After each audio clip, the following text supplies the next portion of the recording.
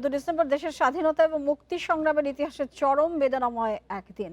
বিজয়ের দ্বার প্রান্তে এসে এই দিনই শ্রেষ্ঠ সন্তানদের হারিয়েছিল দেশ।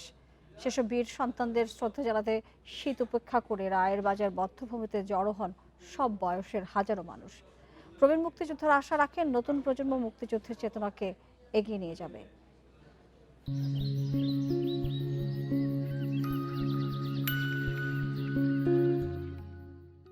9 মাসের রক্তক্ষয়ী মুক্তি সংগ্রামের শেষ লগ্নে পুরো জাতি যখন চূড়ান্ত বিজয়ের অপেক্ষায়, ঠিক তখনই পাকিস্তানি হানাদার বাহিনী ও তাদের দোসররা মেতে ওঠে বুদ্ধিজীবী হত্যাযজ্ঞে। সেদিনের ঘটনায় শুধু দেশের মানুষ নয়, হতবিহ্বল হয়ে পড়ে গোটা বিশ্ব। সেসব বীর শহীদদের শ্রদ্ধা জানাতে ভোর থেকেই রাজধানীর রায়ের বাজার বধ্যভূমিতে আসেন বিভিন্ন শ্রেণী পেশার মানুষ।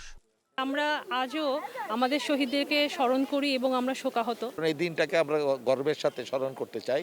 তারা ছিল আমাদের অগ্রসৈনিক। শিক্ষক, অভিভাবকদের হাত ধরে আসেন শিশু ও কিশোররাও। তারা জানায় নতুন প্রজন্মের মধ্যেও প্রবাহিত হচ্ছে মুক্তিযুদ্ধের প্রকৃত চেতনা।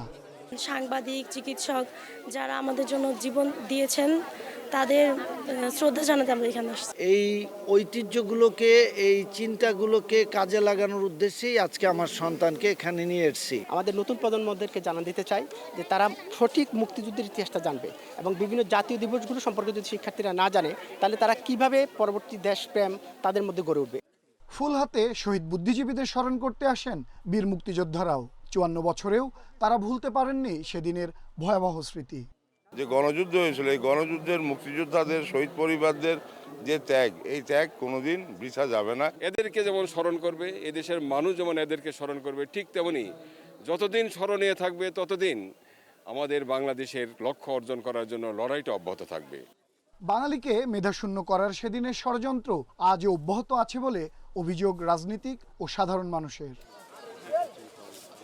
আনোয়ার সাদাত নূর, ইন্ডিপেন্ডেন্ট নিউজ, ঢাকা।